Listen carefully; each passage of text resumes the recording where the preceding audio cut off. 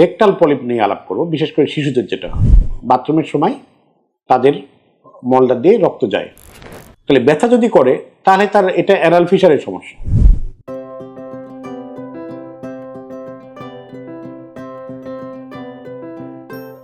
সুধী দর্শক শ্রোতা, আসসালামু আলাইকুম।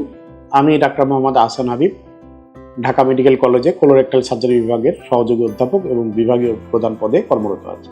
আমি আজকে আপনাদের পলিপ, রেকটাল পলিপ নিয়ে আলাপ করব, বিশেষ করে শিশুদের যেটা হয়।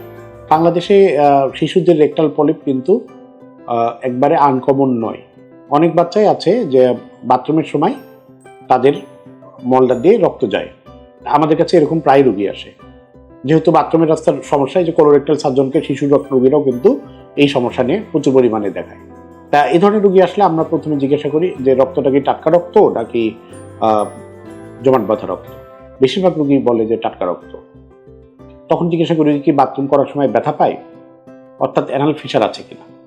আমি বারবারই বলি যে অ্যানাল ফিশার হলো একটা রোগ যেখানে মলদারটা চিরে যায় অথবা ফেটে যায় অথবা কেটে যায়, ছিঁড়ে যায়। তো ওখানে ইউজুয়ালি ঘা থাকে। ওই মলদারটা যখন বাথরুম করার সময় প্রসারিত হয় তখন ওই ঘায়ের উপর স্ট্রেস পড়াতে ওখান দিয়ে রক্ত যায়, ব্যথা করে। তাহলে ব্যথা যদি করে তাহলে তার এটা অ্যানাল ফিশারের সমস্যা। ব্যথা করে না কিন্তু রক্ত যায়, এরকম যদি হয় তাহলে মনের মধ্যে আমরা সন্দেহ করি এই রোগীটা কি পলিপ নিয়ে ভুগছে কিনা। কারণ পাইলস রোগটা বাংলাদেশে কমন হলেও শিশুদের ক্ষেত্রে পাইলস রোগটা খুব একটা কমন না, খুবই আনকমন। তখন আমরা রোগীটাকে আমরা পরীক্ষা করি। পরীক্ষা করার পরে রোগীটার আমি দেখি যে প্রথম ডিআরই করি, অর্থাৎ আঙ্গুল দিয়ে পরীক্ষা করি, এবং সাধারণত ডিআরিতেই পলিপ থাকলে বোঝা যায়। দেখা গেলো যে আমরা যে একটা কিছু পাইলাম, পলিপ অর্থাৎ একটা বাড়ন্ত মাংসপিণ্ড, যেটা একটা সরু স্টক, গাছের একটা গাছ যেমন এরকম হয়ে যায়, সেরকম পলিপটা এরকম করে গোড়াটা লেগে থাকে। ইউজুয়ালি আঙ্গুল দিলেই যে পলিপটা বোঝা যায় তা না, কারণ স্টুলটাও তো ওরকমই, আমার আঙ্গুলে যাদের একটু হার্ড স্টুল থাকে ওরকমই ফিলিংস হতে পারে।